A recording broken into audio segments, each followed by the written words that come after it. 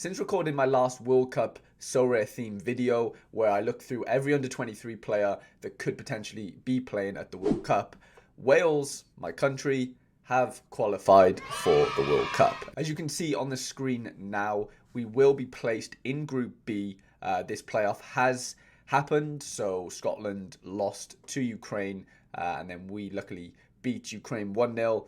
Gareth Bale deflected free kick, earned us our place at the World Cup, first time in 64 years, which of course I am over the moon about. Hopefully if I can get my hands on some tickets, I will be in Qatar in November watching Wales play at a World Cup. But I thought this would be a decent time to make another Sorare World Cup related video in which I try and pick out what my team going into the World Cup is going to look like. Now we know the Wales have qualified, and I have quite a few Wales players on Sorare. That'll kind of make my pickings easier in terms of creating a lineup for the World Cup. Of course, between now and November, I can make more signings. I can change my teams around. So this team that we're going to build now might not be the same team I have when the World Cup actually comes around, but this is just the team that I could build right now with the players I have in my gallery. Without further ado, let's just get into some lineup building. So in terms of goalkeepers, the only choice I'm going to be able to make is to choose Diego Costa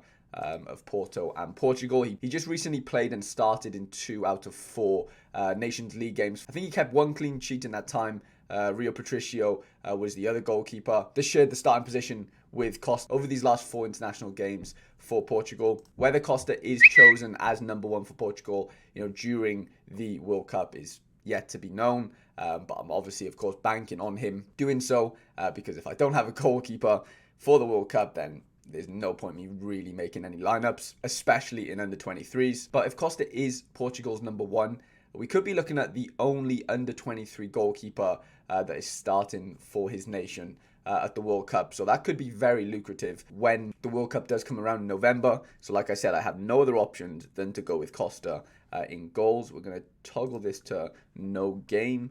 I'm just doing a training lineup just to hypothetically, make this World Cup team. So obviously they're not going to show their fixtures, of course, for the World Cup. In terms of defenders, again, I'm not going to be blessed with options. At the top here, Eric Garcia, super rare, is probably, if we have a little scroll down, he's probably the only, him and Nico Williams of Wales are the only 2 options I would say that are viable. I don't see anybody else getting a call up by their national team, if I'm completely honest. Sergio Gomez is playing for, Spain's under 21s right now, so that won't be happening. Fofana, the same for France, and Badiashile, the same for France as well. So, yeah, other than Eric Garcia and Nico Williams, I don't really see me having any other defenders, especially right now. I can foresee going to the World Cup for the nation. Like I said, I might make some signings between now and November, which of course can bolster my options. But right now, it's Nico Williams and Eric Garcia. I think Nico Williams is a shoo-in to start at the World Cup for Wales. I hope and I pray that he gets a full-time move, maybe to Fulham for this upcoming Premier League season. He was on loan there last season. And yeah, if he wants to really start the World Cup, which I think he will regardless, but I don't think his chances of starting at the World Cup really increase if he's on the bench for Liverpool, playing second fiddle to Trent, of course. I do really think he needs to be playing week in, week out, and Fulham looks to be the most ideal destination for him. So we're going to throw in a super rare here. I think this is going to be a hypothetical under 23 World Cup team. This would be my team hypothetically if I threw it into under 23 pro, not like all-star pro, if that makes sense, because my gallery is mainly focused around under 23s. So I don't really have many like older World Cup options or any really outside of a few Welsh picks, like of course as you can see here, Aaron Ramsey. But this is going to be my under 23 hypothetical team. We'll go to no game again and check who we can play in midfield. Enzo Fernandez looks to be moving to Europe this summer. It's not nailed on like the Alvarez move is obviously with Man City, that's been confirmed. I don't really see Enzo Fernandez going to the World Cup this year with Argentina. He might, but I really, really doubt it. Fabio Vieira, the same. He's captain of Portugal under 21s. Don't really, unless he goes crazy at the first half of this new season for Porto, I don't really see him being in like a 23-man squad for Portugal at the World Cup. Pablo Ruiz won't be going. Burrell definitely won't be going. Pomacal won't be going for the US, and Castanos won't be going. Saelemaekers might potentially make it with Belgium.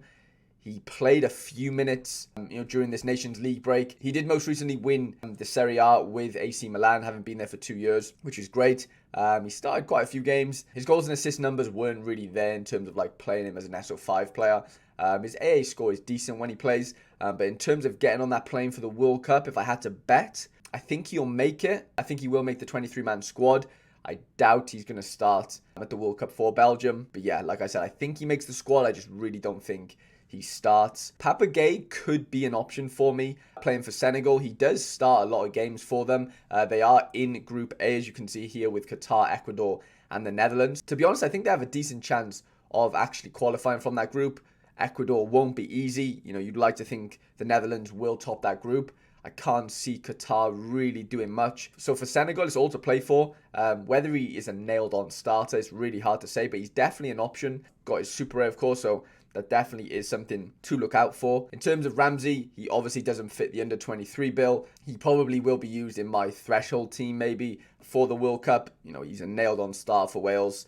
Unbelievable assist against Belgium in the week. He definitely plays. He definitely starts if he's fit. But like I said, he won't fit the under-23 criteria. Amadou Onana of Lille and Belgium. He got a few minutes off the bench for Belgium over this last international break. Don't see him starting at the World Cup, if I'm honest. He's still a little bit young for that. I think he's just recently turned 20. Same as Yari Vacharan. Again, Belgium. If I had to bet, I would say Saelemaekers has a better chance than Vacharan. But it all depends on how they really start their season. If one of them gets off to a flyer, you just never know. Other than that, Daiki's not going to make it for Japan, I wouldn't think. Florentino Luis, same for Portugal. Yeah, in terms of midfielders, we're looking pretty low. Right now, it's basically out of Saelemaekers and Papa Gueye. If I had to pick, I think I would go with Papa Gueye as a super rare, just because don't see Saelemaekers really starting. I think he'll make the 23-man squad, whereas Papa Gueye, I definitely see him making the 23-man squad. It's just a question of will he start or not, and I think he does. In terms of forwards, I'm not blessed with options. Jesus Ferreira could be a very nice option. He just recently scored for the US team, albeit in a friendly. He started really well for FC Dallas this season in the MLS. He could definitely be an option. Same as Cody Gakpo.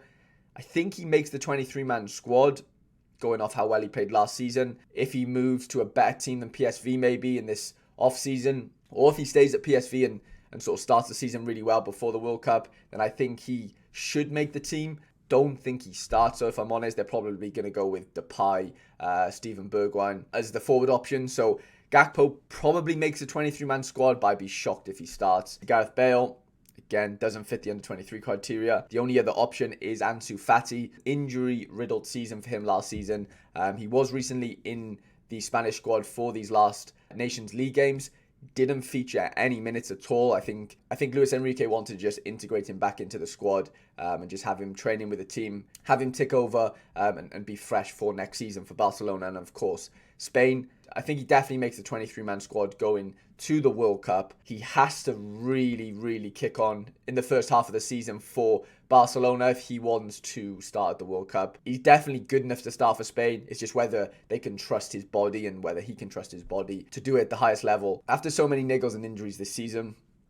But if I had to choose, I think right now Jesus Ferreira is a more solid option than Ansu Fati, just because of how he started the MLS season so far, how he's played in the friendlies for the US, and obviously started. And of course, he started most games for them in that time, but obviously Fati, on the other hand, has come off a lot of injuries and stuff. So if I had to pick right now, I would definitely go with Jesus Ferreira. In terms of my extra position, I'm just having second thoughts now. If I want to play under 23 Pro, I can only play 2 super rares. I do have a rare Nico Williams, which is probably going to help me. But if we're looking for the most nailed on, I think I would probably have to change Nico's super rare into a rare and then maybe go with, there he is. I think going with the rare Nico and the super rare Eric is probably the way to go. In terms of building an under 23 Pro team, I think this is how it would look. If Fati does really kick on this season for Barcelona and has no injuries, then I think I would go with Fati over Jesus Ferreira. The weakest position here would probably be my Papa Gueye. If we got rid of him and then kind of went back with the super rare Nico, it leaves us with a gap of a midfielder, a rare midfielder. And yeah, I thought we could do a little bit of scouting and try and find a rare midfielder that we think is going to be at the World Cup for the national team, and maybe somebody we could buy, between now and November to bolster our World Cup options. Just looking through the names here, and Nkunku stands out, but his under-23 eligibility will be up this June, so he isn't an option. Pedri is probably the best option on paper. Of course, he's been injured for a little while, but he's very expensive. If I could get a rare Pedri, that would really make this team very, very competitive. So he is definitely an option. Tchouaméni, who's just moved to Real Madrid, of course, started a lot of the French Nations League games recently. I would say if Pogba's fit and Kante's fit, I would go with those two as my two deep line players for France. If they're not fit, if one of them's not fit, then I think Tchouaméni does play. A good option. I wouldn't say he's nailed on, but he's a very good option. Declan Rice is probably the most nailed on. I can't see an England team where Declan Rice doesn't start in it at the World Cup. He's still 23, so he will be eligible at the end of this year. Lucas Paqueta, really good midfielder that I rate. But again, same as Nkunku, his eligibility for under-23s will be up as he's 24 right now. Sweden won't be there, so Kulusevski, of course, won't be there. Jude Bellingham would be a really good shout. For me, if I was England manager, I would start him. I'm not sure if Southgate is going to. I know he really does like him. I think Rice is the nailed-on midfielder in that England team. I would love a Bellingham. I would love to own a Bellingham for next season. But whether he starts or not for England, I think it would be like a 70-30 in favour of him starting. But I wouldn't say he's as nailed on as Declan Rice is. Vitor Ferreira, Vitinha of Porto and Portugal. He might start for Portugal. I wouldn't say it's nailed on, but there's definitely a chance. Edison Alvarez will lose his under-23 eligibility, so he won't be involved. Norway aren't at the World Cup, so we won't be seeing Martin Odegaard and Sander Berg. Noah Okafor will probably make the squad for Switzerland. Whether he starts or not is hard to say, but he is a very, very good option, I'd say. CDK, Charles de Ketelaere, might make the Belgium squad, but I wouldn't bank on it. Ryan Gravenberch looks to be heading to Bayern Munich. If he can really kick on for them in this first half of the season, he could be a decent option. Brendan Aronson could be a decent shout. Just recently moved to Leeds in the Premier League from Salzburg. If I had to bet, I think he starts for the US at the World Cup.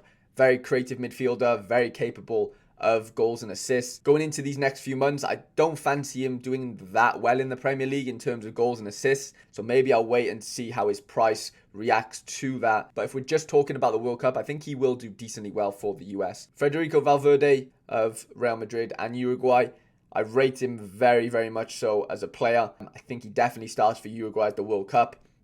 Whether he starts week in, week out for Real Madrid is unknown. Camavinga, if he makes the French squad, which he should, but again, questions about his domestic football and minutes. But yeah, I don't think he starts at the World Cup, to be honest, for France. Jamal Musiala could be a very, very good option for me. Of course, playing for Germany.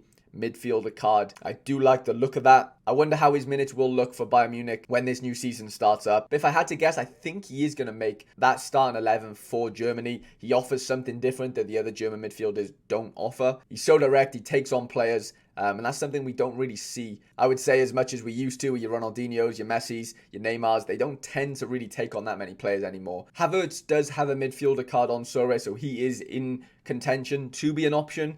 I don't love his midfielder card, to be honest. The Matrix doesn't really suit him playing as a midfielder card on Sorare. Of course, he's a very talented player. It would be better, though, if his card was a forward, so I don't really count him as an option. I think he starts at the World Cup, though, so technically he is an option, but he wouldn't be somebody that I'd be looking at exactly. There is, of course, other options I could consider. Players such as Tyler Adams, Weston McKennie, for the US. But outside of that, there isn't a great deal of under-23 midfielders playing at the World Cup outside of who we've spoken about already. So between now and when the World Cup starts, hopefully I would have bolstered my team and maybe signed a rare midfielder that we could enter the tournament with. Like I said, I think I have two decent forward options, again, depending on how their fitness is and if there's any injury issues with Fati, of course. Then Ferreira is a decent backup option, I think. I think Garcia's pretty nailed. Nico's definitely nailed. Definitely playing at the World Cup for Wales. Diogo Costa for me is like a 75-25, whether he starts or not. There isn't any other under-23 goalkeeper options as far as I'm aware other than Costa. So I am praying that he does start at the World Cup. I hope you have enjoyed this video, guys. If you did, please leave it a like. And if you are new around here, please do subscribe to the channel. If you are looking to sign up to Sorare and you haven't done so already, there's a link in the description of this video. That'll get you one free limited card once you've purchased 5 from the new card auctions on Sorare. Hope you have a wicked day. Hope you have a good game week. And I shall see you guys in the next video.